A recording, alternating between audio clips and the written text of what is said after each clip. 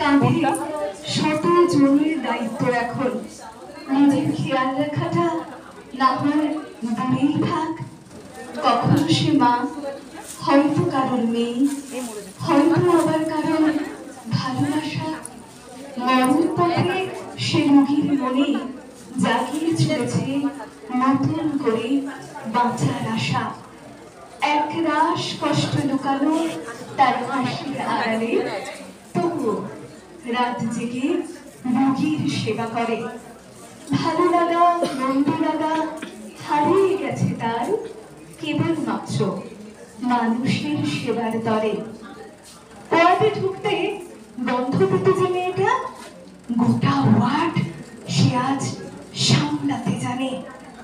উৎসব অনুষ্ঠান তাদের জন্য নয়, সামান্য একদিন ছুটির অপেক্ষায় প্রহর গুনে। মানব সেবাই হলো মহান ব্রত, এটাই পেশার একমাত্র লক্ষ্য। নিজের অসুস্থ শরীর সামনে নিয়েই টেনে চলেছে ক্ষত বিক্ষত রোগীর বক্ষ। নমস্কার।